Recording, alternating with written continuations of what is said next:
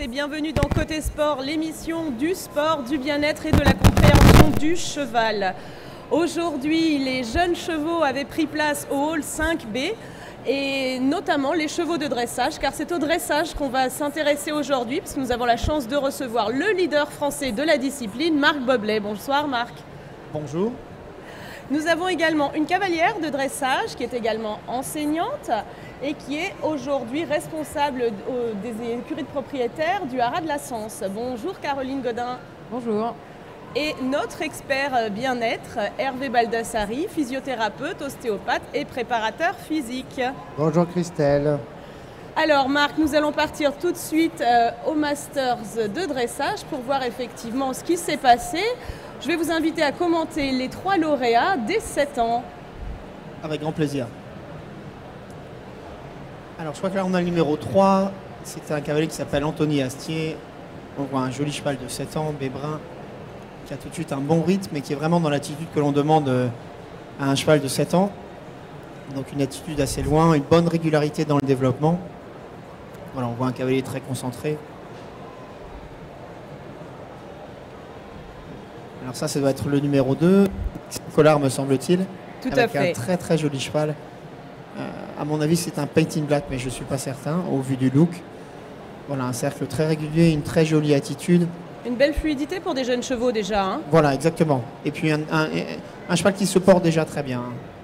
Voilà, c'est pour là une jument que j'aime beaucoup, ça c'est la jument de Jean-Philippe Siat.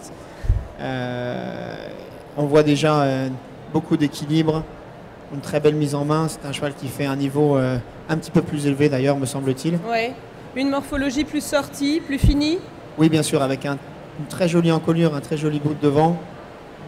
Jean-Philippe est un cavalier qui a beaucoup d'expérience. Qui a été champion de France également. Voilà, et qui est en train de former ce cheval-là pour la relève, je pense. Bon, un espoir donc chez les 7 ans. C'est important, Marc, pour les jeunes chevaux de 6 et 7 ans de faire ce type d'épreuve? Oui, bien sûr, on a une chance incroyable, c'est que le championnat des 7 ans soit organisé sur la piste du Gucci. Les chevaux n'ont pas l'habitude d'évoluer dans ce genre d'endroit, donc c'est une énorme expérience. On sait que par la suite, quand on fait du haut niveau, on est justement confronté à des endroits qui sont des atmosphères. Qui sont pas faciles pour les chevaux, voilà, avec beaucoup de monde. Donc là, c'est un bon début pour ces jeunes chevaux. Alors, comment vous les préparez, vous, vos jeunes chevaux? Vous les emmenez où de préférence? Comme type d'épreuve. Hein. Voilà, moi à la maison, je suis pas très fort avec les jeunes chevaux, tout simplement. Donc, en fait, je travaille pas mal à la maison, et puis ensuite les chevaux viennent en concours avec moi juste pour travailler. Donc vous les emmenez en plus de vos chevaux de tête pour les travailler sur les concours. Voilà, ça devient en fait des chevaux d'accompagnement. Et puis, quand les chevaux sont prêts à faire des épreuves, alors on commence. Mais le but est que les chevaux fassent le Grand Prix, donc je ne vais pas faire absolument tout le circuit. Je vais juste essayer de tester un petit peu le mental, voir comment ils sont dans l'environnement et en faisant des efforts. Si le cheval est très inquiet, alors il va faire plus d'épreuves. Mais si tout va bien, alors à nouveau on est à la maison et puis on travaille la technique. D'accord, la technique, tout type d'épreuve. Alors pour les jeunes chevaux, vous les sortez en extérieur, vous les mettez au paddock. Est-ce que vous les familiarisez au reste de l'environnement pour que justement en piste, ils aient ce mental? Alors bien évidemment, si on a la chance d'avoir un très jeune cheval qui arrive à la maison, 3 ou 4 ans, c'est un cheval qui n'a pas de passé, donc on va essayer de l'habituer à plus de choses possibles. Donc le fait d'aller au paddock, le fait de faire quelques trottings, ça c'est vraiment essentiel. Maintenant, si on vous amène un cheval qui a un petit peu plus d'âge et qui a déjà, on va dire, qui est dans son système. Oui, parce qu'effectivement, en dressage, il y a plusieurs écoles. Il y a ceux qui sortent les chevaux à l'extérieur, il y a des écoles où on les sort un peu moins. Oui, je pense que ça dépend vraiment des caractères des chevaux. Moi, je suis très ouvert pour effectivement apporter le plus possible aux chevaux, mais ça ne doit pas être un facteur de stress, tout simplement. Donc après, on peut très bien sauter des cavaliers, pourquoi pas, mais il faut que le cheval reste décontracté. Le trotting, c'est la même chose. Ça peut être très bénéfique si c'est un relâchement, mais si c'est du stress, alors dans ces cas-là, autant ne pas faire de trotting. Et vous les préparez comment, Caroline, vos chevaux de dressage? Alors nous, on les commence d'abord au sol. Pour les vraiment jeunes chevaux, auxquels la première partie, ça va être sur le débourrage, que le cheval accepte le cavalier. Et ensuite, on va aller très vite travailler sur l'environnement. C'est-à-dire que le cheval soit bien avec son environnement. Donc on prépare au sol et ensuite, on va travailler sa montée pour que le cheval reste très concentré, apprenne à se concentrer avec son cavalier. Et ça, c'est très important en dressage parce qu'on va chercher à avoir des chevaux stables et qui soient concentrés. On ne veut pas d'écart, on ne veut pas des chevaux qui sortent de la main. Donc on va rapidement leur apprendre à se concentrer. Et ça, on va le faire alors avec des outils que nous on utilise, par exemple un drapeau ou des choses, on va créer un stimulus extérieur. Voilà, exactement. En fait. Et lui apprendre, quand tu as peur de quelque chose, plutôt que de réagir en bougeant vite tes pieds, reste concentré avec le cavalier. Donc ça peut être désensibilisation, c'est aussi aller à l'extérieur, faire les varier le plus possible l'environnement et leur faire rencontrer un maximum de problèmes, entre guillemets. Ils apprennent à gérer ce stress-là. D'accord. Alors quand on a le bon mental, après il y a la technique. Alors pour ça, on a été vous retrouver, Marc, sur la carrière lors du clinique que vous donniez ce matin.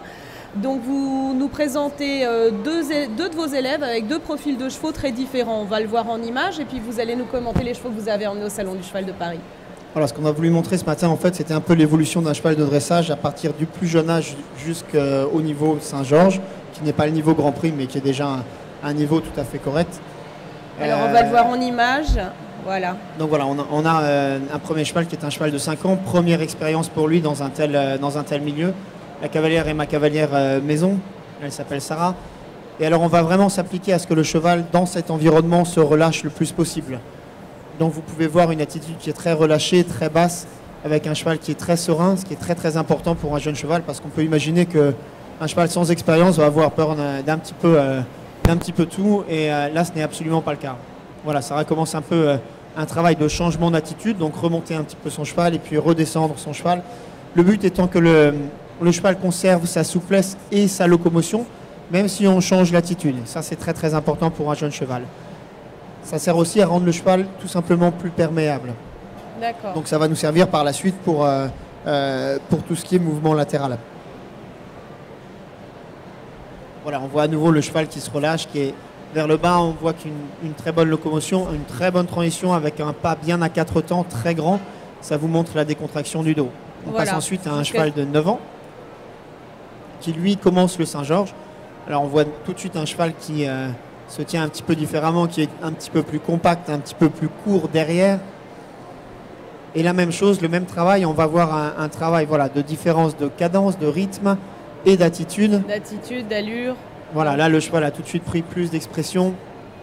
On voit un cheval qui se tient mieux avec une cavalière qui monte de façon très symétrique, qui se tient très bien. C'est très très important quand on veut avoir un cheval qui fonctionne bien, qui bouge bien. En aucun cas on doit gêner le cheval. Donc le cavalier doit être vraiment au contrôle de son corps.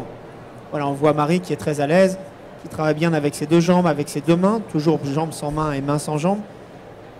Et on voit un cheval qui évolue très bien. Pareil, serein a priori. Voilà, très serein, très serein.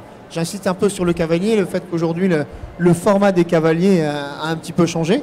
Et on a aujourd'hui des cavaliers qui sont plus athlétiques, qui sont plus fins, tout simplement pour permettre au cheval de mieux bouger. Ça, c'est très très important. Mais le sens du travail, le sens de l'attitude et l'expression à haut niveau a quand même beaucoup évolué. Alors peut-être avec Totilas ces dernières années. Alors évidemment, on sait que Totilas a ouvert beaucoup de portes avec des choses bien et des choses moins bien. Les choses bien, c'est que Totilas nous a montré, Totilas et Édouard nous ont montré qu'un cheval pouvait bouger d'une certaine façon, chose qu'on n'envisageait pas auparavant. Oui, avec de l'expression et un cheval serein, parce que voilà, un cheval de très, reprise, très il posait ses rênes, le cheval ne bougeait pas. Voilà, on a vu Totilas faire des épreuves au milieu de 20 000 personnes avec une expression exceptionnelle et ressortir rênes longues et ne pas avoir de problème avec ça. Après, voilà, l'effet Totilas, ça a été aussi un peu un plagiat, c'est-à-dire que les gens ont commencé un peu à copier ce genre de technique et ce genre de choses. Et je pense que pour monter comme Édouard et de cette façon-là, il faut vraiment maîtriser cette technique-là. Bien sûr. Ce n'est pas donné à tout le monde, il faut un très très bon accord des aides. Et dans ce cas-là, il faut faire un petit peu attention. Mais c'est vrai qu'on va vers une équitation qui est peut-être un petit peu plus relâchée, un petit peu plus détendue que l'équitation allemande qu'on a pu voir auparavant. Oui, je pense qu'aujourd'hui, le dressage a réellement évolué. On peut dire qu'avant, c'était vraiment une succession d'exercices, tout simplement. Et aujourd'hui, on doit faire les exercices d'une certaine façon, de façon à ce que le cheval se déplace correctement, et de l'expression, et de l'énergie, de la souplesse. On ne doit plus jamais aller vers la défectuosité d'allure, notamment. Oui, on va vers quelque chose qui est plus artistique, qui doit être plus beau, plus léger, plus fluide. Exactement, Christelle. Alors, Hervé, est-ce que c'est contraignant physiquement pour le cheval, le dressage ? Le dressage est contraignant comme toute activité sportive de haut niveau. Il y a des contraintes articulaires, ligamentaires, tendineuses. Et je pense que pour les prévenir, ce que disait Marc tout à l'heure, c'est d'abord le respect de la personnalité du cheval. Hein, c'est pas l'emmener dans le facteur de stress avec un travail où on cherche le relâchement, même si on a des intensités de travail musculaire importantes. Hein, et avec l'approche de Caroline de l'équitation éthologique, je pense qu'on a toutes les armes pour préparer un cheval au haut niveau en dressage en prévenant les problèmes traumatiques de pathologie. Oui, voilà. Parce Et en allant vers la performance. C'est un muscle qui ne fonctionne pas correctement. Ben oui, le muscle pas relâché, il n'a pas l'occasion de se reposer. Un muscle qui doit se contracter. Notre cœur se contracte, se repose, se contracte, se repose. Et tous les muscles doivent faire la même chose. Hein, se contracter pour donner le mouvement, parce que sans eux, il n'y a pas de mouvement. C'est eux qui mettent le squelette en marche. Et pour continuer à se contracter, ben, il faut à un moment se reposer. Si on porte une valise très lourde très longtemps, il faut à un moment la poser pour continuer à la porter longtemps. Et pour les chevaux, c'est pareil. Ça permet la performance, le respect de l'intégrité physique. Bien sûr. Hein, et de la motivation. Je pense que c'est un minimum et on sait maintenant comment faire. D'où l'expression savoir poser ses valises. Savoir poser sa valise. Et vous avez des trucs et astuces pour que vos chevaux récupèrent plus facilement, soit dans le bien-être? Non, je pense qu'on est exactement dans ce que vient de dire Hervé, c'est-à-dire que le but est effectivement d'avoir une détente où le cheval vient se relâcher, accepter son cavalier bien évidemment et être bien avec lui. Ensuite, il faut savoir morceler son travail par des périodes de pas qui sont essentielles et des pas où on est... Entre chaque exercice, voilà, exactement, et des périodes où on est raide longue. Oui, bien vraiment sûr. raide longue, et même pas juste passer au pas. Je pense que le cheval doit oublier le travail, marcher, regarder un petit peu, étirer et tendre tout son cadre pour ensuite pouvoir le recomprimer. Se reconcentrer aussi. Bien sûr, c'est essentiel. Et que le cheval soit jeune ou moins jeune, on peut faire ça avec un jeune cheval et avec un cheval de Grand Prix. D'accord. Alors, il y a des effets d'évolution, des effets de mode un peu dans tout, puisqu'on vient de le voir avec le dressage, et notamment des outils qu'on voit de plus en plus, et le développement notamment du licol éthologique qu'on voit de plus en plus en concours. Et donc, mais encore faut-il bien s'en servir, Caroline. Alors, Solène Lavenu est venue vous rencontrer pour que vous nous livriez les trucs et astuces pour bien se servir d'un licol éthologique et que ce soit intéressant pour le cheval et pas juste un effet de mode. On regarde. Le licol éthologique, les premières particularités du licol, c'est licol en corde, plus fin qu'un licol plat. On pourrait croire que c'est plus doux, il faut faire attention parce qu'en fait c'est assez ferme. Donc au niveau du positionnement, c'est important de le mettre pas trop, de ne pas le mettre trop bas, parce que vous avez ici le nez qui vient un cartilage en bas, donc si on place le licol très bas comme ça, quand on agit un peu fort, il risque de vous faire mal au cheval. Donc le placer un peu comme une rolle en fait, sous 2-3 doigts sous l'apophyse, et assez ajusté pour pas que le licol soit trop lâche. Voilà, une fois que j'ai le licol bien placé, j'ai essayé d'apprendre à mon cheval à respecter ce licol. C'est-à-dire lui expliquer quand je mets une pression, il faut céder à cette pression, pas aller contre la pression. Premier exercice assez simple, c'est baisser la tête du cheval. Je vais appliquer une pression vers le bas. Et ce que je veux, c'est pas faire une position vers le haut, c'est qu'elle tienne vers le bas. Ça, hop, ferme mes doigts sur la longe, dès qu'elle va en bas, je relâche. Donc après, une fois que le cheval a compris de suivre la pression à l'arrêt, j'essaie de le faire un peu en mouvement. Donc, par exemple, mettre une pression vers l'arrière, que le cheval cède à cette pression. S'il est un peu lourd dans mon licol, je peux mettre un peu d'inconfort. Dès qu'il va en arrière, je relâche. Et même chose dans l'autre sens, pression vers l'avant, elle suit le licol, je relâche. Après, je vais essayer d'avoir un petit peu plus le contrôle des pieds pour des épaules, d'abord des antérieurs, ensuite des postérieurs, épaules et hanches. Je vais garder ma main fixe, essayer d'envoyer les épaules, pousser les épaules en cercle autour de moi. Donc je mets une petite pression vers les épaules. Ok, qu'elle accepte de bouger ses épaules. Si elle reste un peu vers moi, j'augmente la pression. Voilà. Ce qui est important, c'est garder la main fixe. Qu'elle sente ce point fixe au niveau du licol. Si ma main bouge au moment où elle part, elle n'a pas de repère. Donc elle ne peut pas apprendre à respecter ce point fixe. Ensuite, donc même chose, même idée pour les postérieurs. Je vais rester un petit peu point fixe et aller bouger un peu les hanches. Donc mettre un petit peu de pression vers les hanches. Voilà, jusqu'à ce que j'ai un mouvement régulier avec le postérieur. Sans qu'il y ait de tension dans mon licol. Et sur le cercle, on va faire la même chose. C'est-à-dire que j'ai le contrôle des pieds. Hop, si elle met sa tête un petit peu vers l'extérieur, je vais fermer ma main, garder la tension devant, peut-être un petit peu pousser les hanches. Hop, dès qu'elle cède, ok, elle va venir mettre sa tête vers le bas. Donc en conclusion, l'intérêt de longer en licol éthologique, c'est permettre une meilleure communication. une communication plus fine entre c'est un intermédiaire entre le licol plat ou le filet. C'est-à-dire que la communication est plus fine qu'un licol plat et il évite de rentrer dans les problèmes de contact.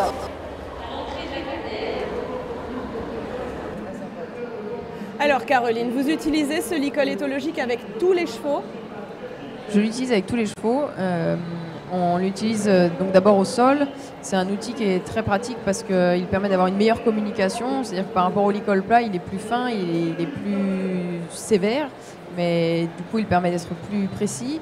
Et on peut travailler avec sans rentrer dans les problèmes de contact. C'est-à-dire qu'on n'est pas sur le filet. Donc on n'est pas dans le problème de contact avec la bouche du cheval. Donc il sert au sol et monté. Après, il faut bien dire que c'est un outil. Donc, comme tous les outils, il faut apprendre à s'en servir. Il faut apprendre à le mettre. À s'en servir correctement, à se positionner correctement. Hervé, c'est intéressant du point de vue physiologique comme travail, parce qu'on a l'impression que c'est un travail de relâchement, mais est-ce qu'il y a un vrai travail musculaire qui est possible avec cet outil? Oui, il y a un vrai travail musculaire. C'est un outil, il faut en avoir le mode d'emploi. Et grâce à cet outil, on peut demander aux chevaux de s'étirer, de se remonter, de travailler latéralement. Il n'y a pas la contrainte de l'enraînement qu'on ne contrôle pas. Il n'y a pas la contrainte du surfait. Ouais. Et je crois qu'on a un vrai bel outil au service de la locomotion. Ouais. On le voit de plus en plus, vous qui fréquentez beaucoup les paddocks, notamment de saut d'obstacle, on le voit de plus en plus le matin à la détente. Ils sont tous équipés du licol, ils ne le font pas tous comme Caroline. Il faudrait qu'ils aillent un peu en stage avec Caroline. D'accord, on va leur ils ont tous leur mode. Ouais, on va laisser des petits flyers. Des flyers. Mais ils ont tous leur mode d'utilisation. Comme c'est des gens qui sont quand même compétents. Bien sûr, bien sûr. Ils font ce qu'ils veulent et comme ça. Et moi, je trouve ça super. Voilà. Bon, alors, sur les paddocks de dressage, j'en ai pas encore vu le matin, mais j'y vais moins. Je dois le reconnaître, Marc. C'est un petit peu tôt, hein, souvent vers 6h du matin. Du coup, c'est intime. Vous en servez de cette approche-là, de cet outil-là, par exemple? Non, malheureusement, non. Je découvre un peu ça avec Caroline. Moi, je suis ouvert absolument à tout. La chose importante, je pense, c'est de tout simplement maîtriser la technique que l'on veut employer. Après, toutes ces choses-là sont certainement très très bénéfiques. Ouais. Si on les emploie correctement, on peut pas faire un parallèle, mais on peut après citer les longues graines, on peut citer différents enraînements à la longe, etc., qui peuvent être aussi très très bien. Et si mal employés, une vraie catastrophe. Tout à fait. Donc voilà. Donc vous préférez être en selle qu'à pied dans le travail? Moi, à pied, je suis complètement nul. Mais vraiment complètement nul. Il faut que je vienne en stage. Il faut aller en stage avec Caroline aussi, décidément. D'une nullité à toute épreuve. Donc, il va y avoir la queue à de la sens, Caroline. Oh, il y a des premiums, allez. Hein. Bon, Marc, on vous retrouve où cette saison? Comment vous construisez votre saison? Quels sont vos objectifs? Alors, je vais sortir un petit peu à l'intérieur. Donc, je vais faire la saison indoor. Normalement, je vais partir à Francfort. Là, donc, la Coupe du Monde? Non. Francfort, c'est juste un 4 étoiles. Je suis en train de changer ma reprise libre en musique qui ne me plaît plus du tout. C'est un travail colossal. J'ai bon espoir de l'avoir prête pour Amsterdam. D'accord. Voilà. Bon, impeccable. Et donc, objectif championnat d'Europe? Évidemment, objectif championnat d'Europe et puis la formation de nouveaux chevaux qui arrivent derrière. Avec de nouvelles générations et qui, j'espère, sont aussi qualiteux que nos nombreux le piqué? Ça commence. Ça commence. Bon. Merci beaucoup d'avoir été avec nous à tous les trois. Et à demain dans Côté Sport.